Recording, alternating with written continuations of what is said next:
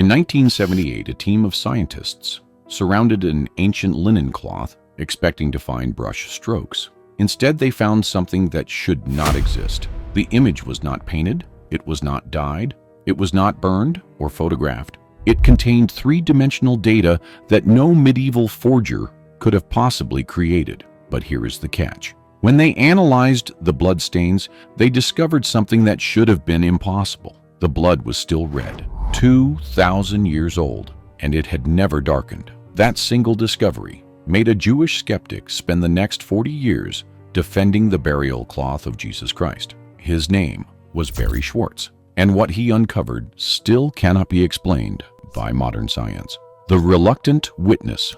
Barry Schwartz was not a man of faith. He was a technical photographer, a specialist in medical and scientific imaging. When he received an invitation to join a research team traveling to Italy to examine the Shroud of Turin, his first instinct was to refuse. He could not see how his expertise connected to the project. What did a Jewish photographer from America have to do with an ancient cloth supposedly wrapped around the body of Jesus? But something made him reconsider, a quiet pull he could not name. He accepted the invitation, though he later admitted his motivation was embarrassingly simple. He saw it as a free trip to Italy, nothing more. When Barry arrived in Turin and entered the examination room for the first time, fluorescent lights hummed overhead. The air was thick with anticipation. Cameras, spectrometers, and imaging equipment surrounded the ancient cloth, like surgical instruments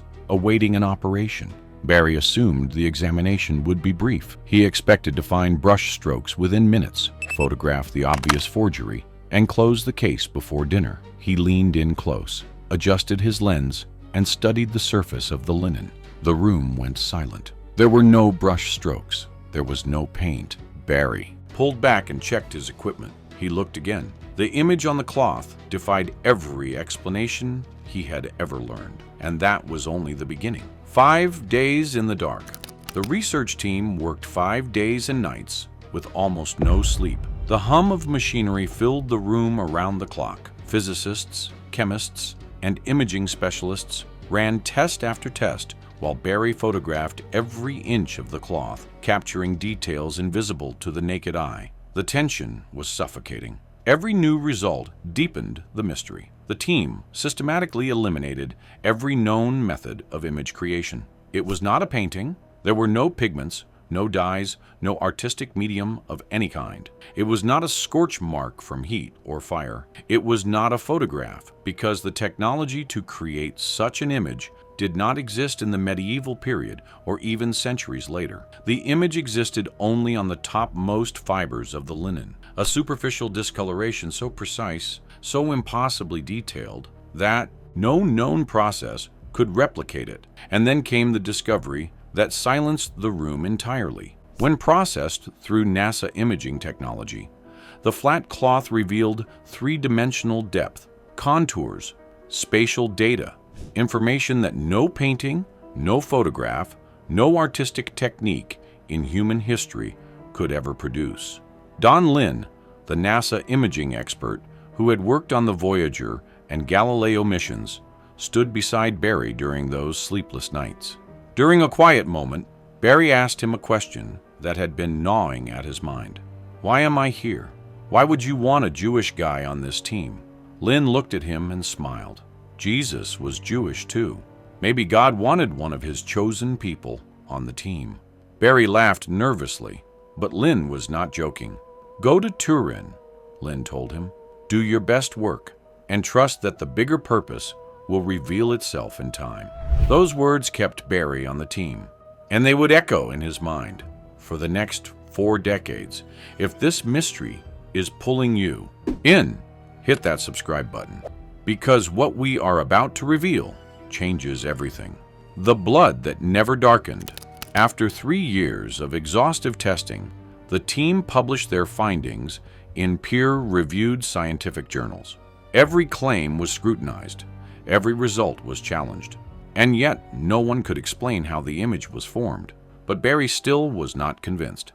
One detail gnawed at him, a single inconsistency he could not ignore. But here is the catch. The blood on the shroud was still red. Every scientist knows that blood oxidizes. It darkens within hours of exposure to air. Ancient blood should be brown, black, nearly unrecognizable, but the stains on the shroud remained a vivid crimson, as fresh as the day they appeared. For Barry, this was proof of forgery. No authentic blood could stay red for 2,000 years. Then, in 1995, he received a phone call that shattered everything. On the other end was Dr. Alan Adler, a world-renowned blood chemist and fellow Jew. Adler had spent years analyzing the blood on the shroud, and he had discovered something extraordinary. But here is the catch. The blood contained abnormally high levels of bilirubin. Barry listened, confused. What did that mean? Adler explained.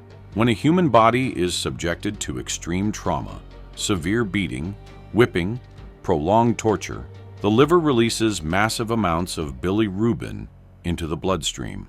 It is a biological response to catastrophic shock, and blood saturated with bilirubin does not darken. It stays red, forever. Barry felt the ground shift beneath him. The very detail he had used to dismiss the shroud was now the strongest evidence of its authenticity. The blood told a story of unimaginable suffering. A body beaten, scourged, crowned with thorns, and crucified. The chemical signature matched the historical account with terrifying precision. Barry remembered a quote from Sherlock Holmes he had loved as a child. Once you eliminate the impossible, whatever remains, no matter how improbable, must be the truth. He could no longer deny what the evidence was telling him. The shroud was real. The Guardian. Barry's transformation was not immediate. It took years for him to fully accept what he had witnessed. But once he did, he dedicated his life to a single mission. In 1996, a friend casually mentioned that a tabloid claimed the shroud was a photograph created by Leonardo da Vinci. Barry laughed, but his friend was serious. That moment revealed something troubling. The public had no access to reliable information. Sensational headlines dominated the conversation, while decades of rigorous research gathered dust in academic journals. So Barry built Shroud.com, which became the largest repository of shroud research in the world. He funded it himself for 14 years, asking for nothing in return. No advertisements, no sponsors, no compromise. In 2009, he founded a non-profit organization to preserve the mountain of scientific data for future researchers. People questioned his motives. Why would a Jewish man devote his life to the burial cloth of Jesus Christ? His answer was simple. He was not preaching, he was sharing information and letting people draw their own conclusions. But something unexpected happened along the way. After years of answering questions about the shroud, people started asking a different question. What do you believe? The turning. But here is the catch. At 50 years old, Barry Schwartz was forced to confront something he had avoided his entire adult life, his own faith. He had been raised in a traditional Orthodox Jewish household. His grandparents lived under the same roof. The rituals were observed. But somewhere along the way, Barry had walked away from all of it. Now, standing at the center of the greatest religious mystery in history, he could no longer run. And when he finally looked inward, he discovered something that shook him to his core. God had been there the entire time, waiting. Barry did not convert. He remained Jewish. But his understanding of faith, of science, of truth itself was forever transformed. He would later say there was no conflict between religion and science in their study of the shroud. There was only harmony. Think about this. Whoever rescued that cloth from the tomb risked execution to do so.